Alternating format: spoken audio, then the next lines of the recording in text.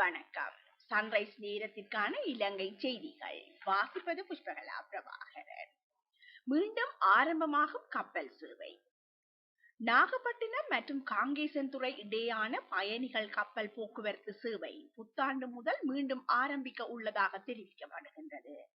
எண்ணிக்கையில் திருத்தம்.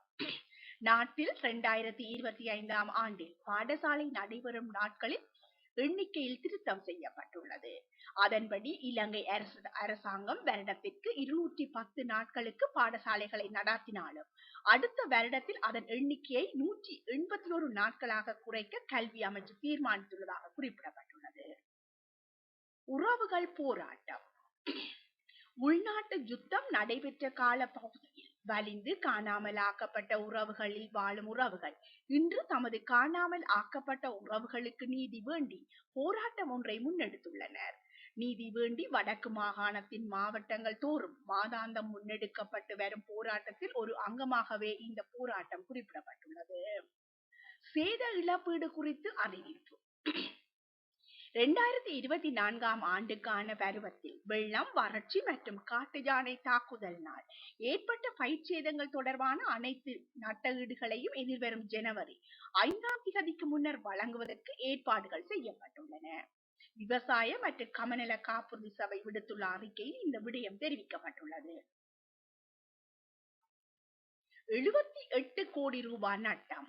கடந்த 3 மாதங்களில் நுரைச்சோலை அனல் மின் உற்பத்தி நிலையத்தில் நிலக்கரி எரிக்கப்பட்டதன் பின்னர் எஞ்சியிருக்கும் சாம்பல் விலை மனுக்கோரலுக்கு விடப்பட்டதன் மூலமாக அரசாங்கத்திற்கு 78 கோடி ரூபாய் நட்டம் ஏற்பட்டுள்ளது என அறியப்பட்டுள்ளது.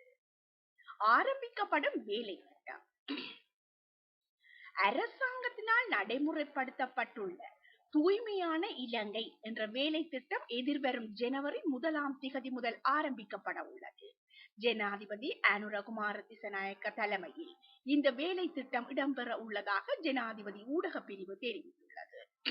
தூய்மையான இலங்கை திட்டத்தை நடைமுறைப்படுத்துவதற்காக ஜனாதிபதி செயலணி ஒன்று அண்மையில் ஸ்தாபிக்கப்பட்டுள்ளது. ஜனாதிபதியின் செயலாளர் கலாநிதி NS குமாநாயக்கா, பதில் போலீஸ் மா அதிபர் மற்றும் முப்படை தளபதிகள் உட்பட்ட 18 பேர் இந்த செயலணியில் உள்ளடக்கப்பட்டுள்ளனர். இந்த ஜனாதிபதி செயலணியின் பொறுப்புகள் தூய்மையான இலங்கை திட்டத்தை திட்டமிடல், வழிகாட்டுதல், நடைமுறைப்படுத்தல், முன்னேற்றத்தை மீளாய்வு செய்தல் மற்றும் குறிப்பிடப்பட்ட கால எல்லைக்குள் நுழைவு செய்தல் என்பனவாகும். இத்துடன் இணையவள தொகுப்பின் செய்திகள் நிறைவு காண்கின்றன. நன்றி, வணக்கம்.